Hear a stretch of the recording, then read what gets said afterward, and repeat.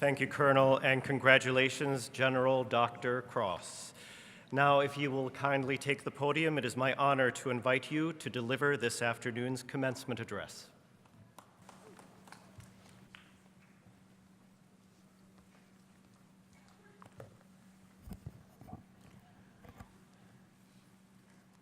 Well, good afternoon, everyone. Father Marr, distinguished members of the Board of Trustees, equally distinguished faculty, administrators and staff, fellow honorees on the platform, parents, family, friends of the graduating class, and most of all, to you, the class of 2019. You've made it. Congratulations.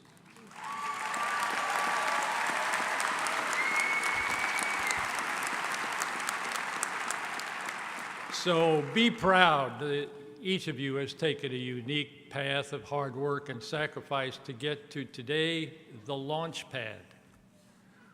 Today is one of the great moments in American life, and so treasure this day. And parents, loved ones, thank you for letting the class stand on your shoulders. Your love and support to them, the graduates, has already changed the world for the better. Now, class, it's your turn. 55 years ago, I sat where you now sit. Well, actually, it's not true. Until yesterday, I had not set foot in the beautiful village of Lewiston.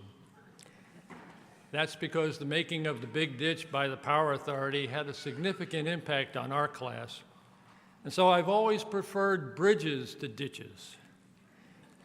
Indeed, in 1910, one cold January night, my grandparents, both immigrants from Europe, with two young toddlers in their arms, walked across the now defunct Niagara Railway Cantilever Bridge just upstream from the Whirlpool. They went on to settle in Manhattan's Lower East Side. And lest we forget, we are all from somewhere else.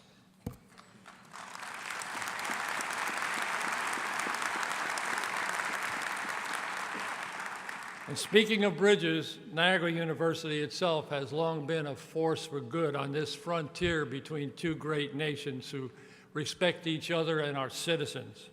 Niagara has forged countless partnerships with our trusted neighbor and NATO ally, and doing more every day. This international border exists on paper maps, but not in our hearts. Standing here as the last physical impediment to your commencement, I am painfully aware that you drew the short straw speaker-wise. A generationally separated old man who likely can't offer you much advice as you go fully operational as Niagara alumni. And if there's any doubt to my proper place, my grandniece nailed it down when she asked, "Was Uncle Walt in the Civil War?" Actually, it was the Spanish-American War.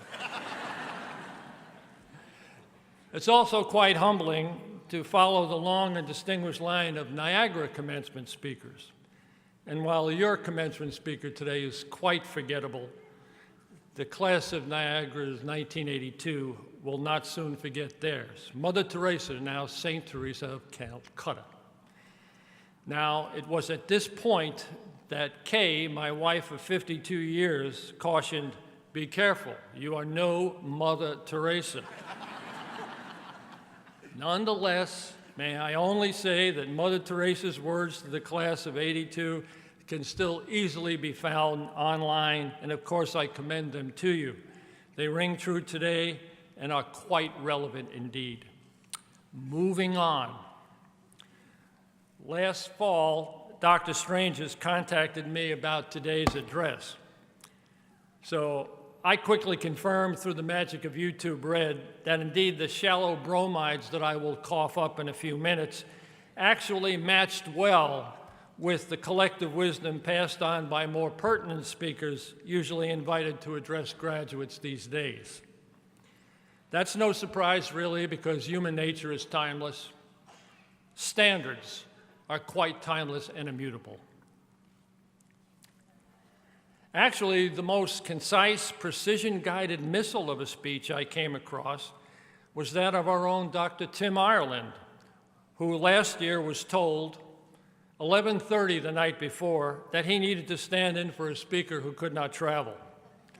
Life lesson: we often do our best work under stress and hard timelines when the chips are down. But as graduates, you already know that.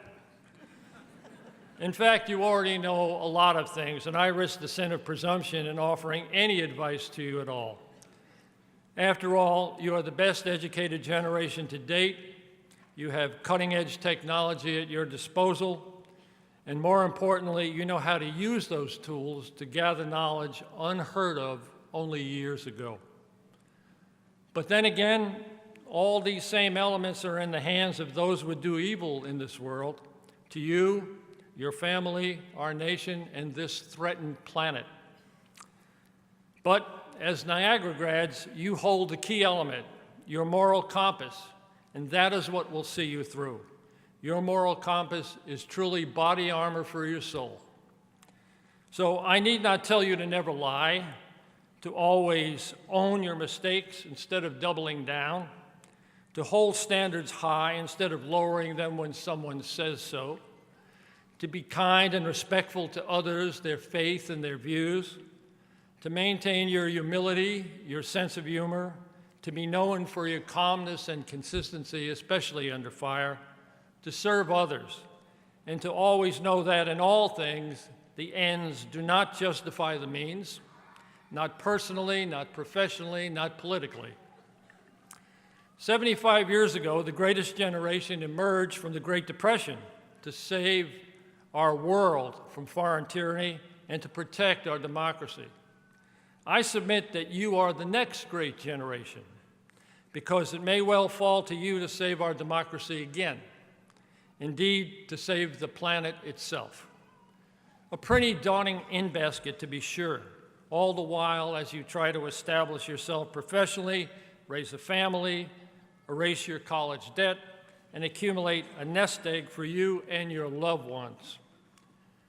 Well, go for all those worthy goals, but while in pursuit, consider doing it heads up, engaged in what matters most in this world. In short, I suggest that your playbook for life include one prominent element: a true and constant commitment to serve others in ways large and small. Power up your moral compass and let it be your pathfinder. Easy for me to say, right? Earlier today, I said treasure this day, but I remember being quite anxious about things this day 55 years ago. Sure, I had a moral compass, but I didn't realize it at the time. I had just gotten a degree in a major that didn't really excite me. My grades were embarrassing. I had no job, no money, no plan. I had debt that would take 10 years to pay off. I hadn't found my passage yet, and if I took a misstep, I would probably have been drafted. Now, I know there's a lot of anxiety among some of you today, but don't worry, it'll be all right. So I'd like to use these last few minutes to offer up some nuggets, elements I've carried in my playbook. A baker's dozen Cliff Notes, if you will, and perhaps you'll remember 2 or 3 and make them your own. First, and this one's huge, but easy, be a planner all of your life. It gives you structure and direction, and it's much more about the process of planning than the plans themselves. Your plans at 22, 32, 42, all different. I'm still planning at first, second, and third levels of detail. Do this one thing synchronized with your moral compass, and you're well on your way to being a completed work. Second, try to weaponize your moral compass by starting with yourself. Be your own self-mentor. Always do the right thing with decency and kindness, even when nobody's looking. Online, too. Heed your inner voice, not the crowd's. Be that person people trust. Third, seek out your passions, but always know that your passions may pick you. Amazon's Jeff Bezos says, be alert for their arrival.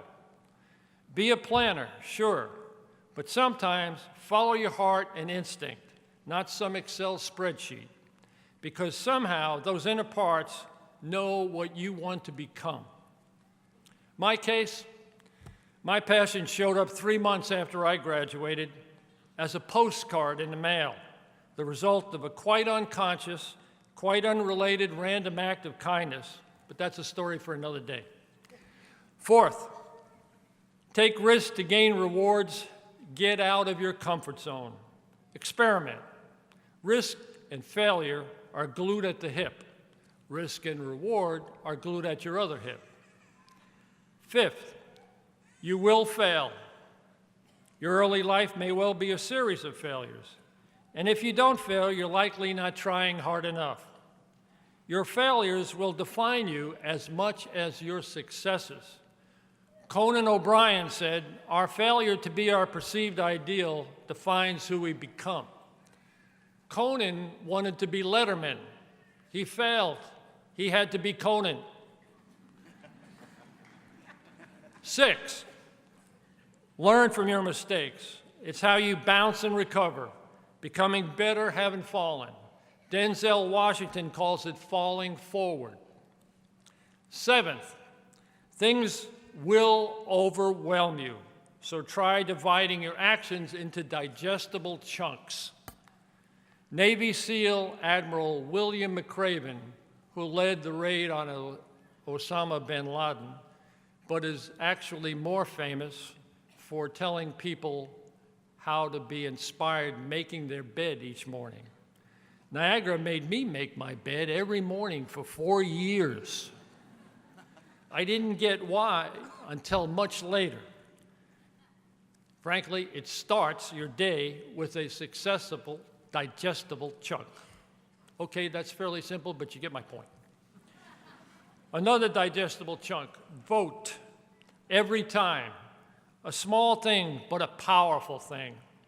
230 years ago, an Irish patriot named Edmund Burke said, no one made a greater mistake than he who did nothing when he could only have done a little. Digestible chunks. 8th, there are exceptions to the never say never rule. Here's one, never quit. Keep showing up, hard work. Here's another, never compromise your integrity. Matthew McConaughey says, define and pursue your success, whether it be wealth, family, motherhood, career, but do not choose anything that will compromise your soul. Again, your moral compass at work. 9th, engage in things that matter to your country and to the world. Thomas Jefferson said an informed citizenry is the best defense against tyranny. General Colin Powell, he's the non-forgettable 4-star from the Bronx. When talking about your role in America's future, says, the world needs you, so make yourself smart about the issues of your time. Don't fall for the haters, the screamers, the pundits, the one-liners, the slogans. Most importantly, don't fall for those who will not compromise. Our nation, our democracy, is here because our founding fathers knew that it took compromise to create the Constitution. They had to come together. You will be tested, every generation is, but it starts by being a true listener, a disciplined reader, then an effective doer. Opining is not required. 10th, embrace your family, your friends, your classmates, and your chosen teammates as you pursue your passion. First Lady Michelle Obama reminds us that we are not an America of the entitled, born up the ladder who then pulled it up after them. Rather, we are a nation of doers who first given a hand up by our family and our friends, then in turn reach down and pull up others who need it. That is how Americans and Canadians change the world for the better. 11th, an easy one, but with a flip side. That's crucial. Embrace change and the consequences all the time, but also know what does not change. Those constants in your life, things like your moral compass, human nature, and hard work. Ignore these unchangeables at your peril. 12th, serve others, even in small ways. Make service part of your persona, your brand. Oprah was a billionaire before she realized that something was missing. Then she had an epiphany and turned her TV enterprise into an enormous force for good. Today, her brand is excellence and service to others. So why not make your brand excellence and service to others? Then scope things down, whether it's human rights in the workplace, income equality, women's rights, the environment, or another cause. Change the lives of one person, then a few others. There, digestible chunks. And last, consider treating these next 4 years, wherever you go, as your personal graduate school, an initial chapter that will be both formative and defining. And I wish you an extraordinary journey. Furthermore, thank you for this honorary degree that I accept on behalf of all the class of 1964, 3 of whom are here in the audience, could have easily given this address themselves. But far more, thanks for the honor of addressing today's graduates. To the class, we all know that at Niagara, basketball and ice hockey are metaphors for life as we know it. So I leave you with the words of one of New York City's finest point guards, Mayor Michael Bloomberg, who said, "When the final buzzer in the game of life sounds, the only stat that matters is how many assists you made." Class, let's commence.